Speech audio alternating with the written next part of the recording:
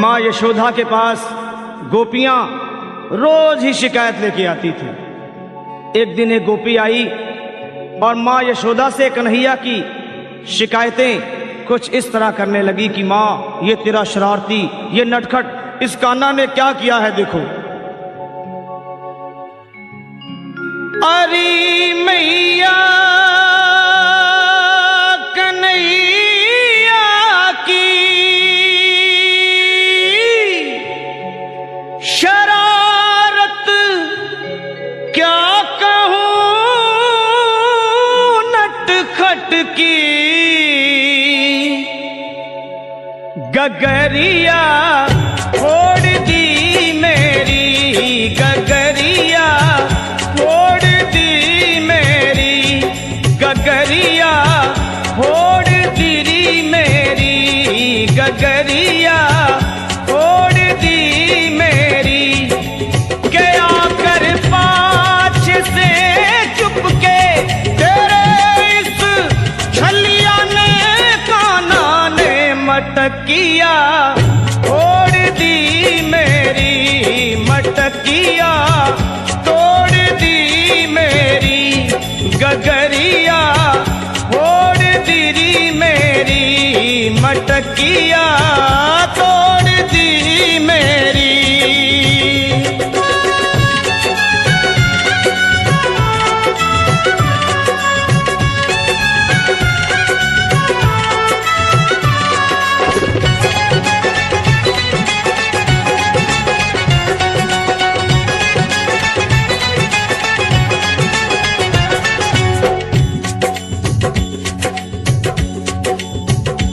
गोपी बोली, माँ देख क्या करता है ये, रात में आकर माखन चुराता है और लड़ता है, झगड़ता है। अंधेरी रात में आकर मेरा माखन चुराता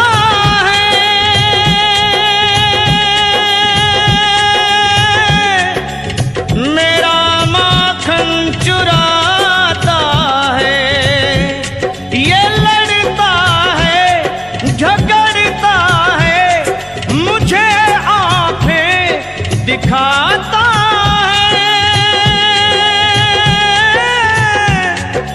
मुझे आंखें दिखाता है। चुनरिया खींच कर मेरी वो मारा हाथ घूंघट पट पे, नथनिया तोड़ दी मेरी, नथनिया देख तोड़ दी मेरी, गगरिया फोड़ दी मेरी, गगरिया फोड़ दी मेरी।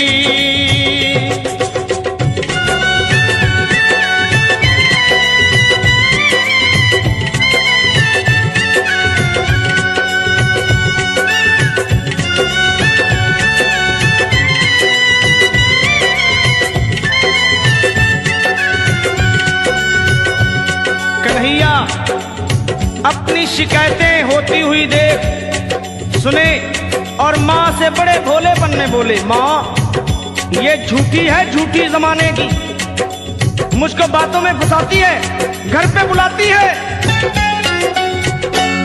फंसा कर मुझको बातों में सदा घर पे बुलाती है।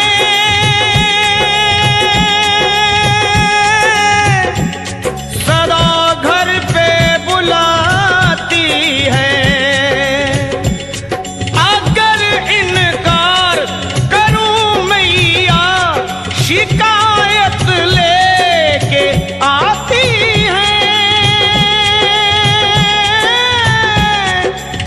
उलाहना लेके आती है।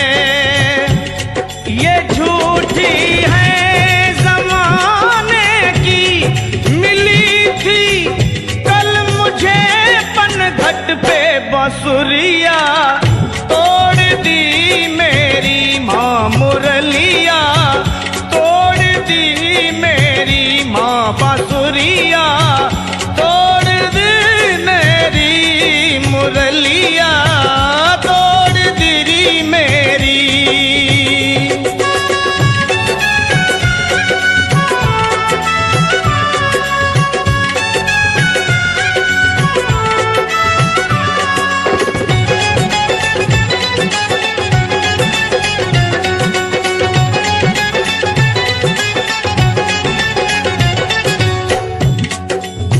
ये रोजाना का झगड़ा और फिर मिलना, ये कन्हैया का प्यार ही था, गोपियों से और गोपियों का कन्हैया से।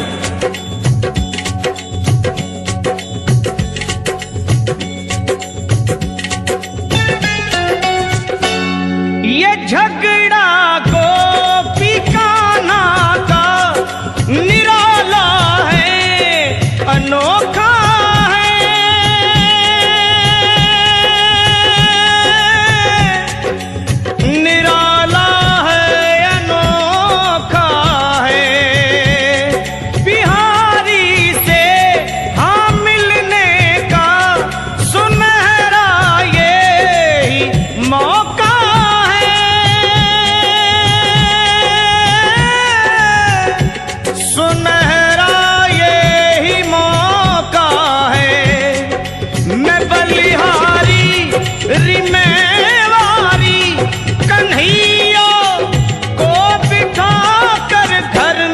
लगनिया जोड़ दी मेरी, लगनिया जोड़ दी मेरी, लगनिया जोड़ दी मेरी, लगनिया जोड़ दी मेरी।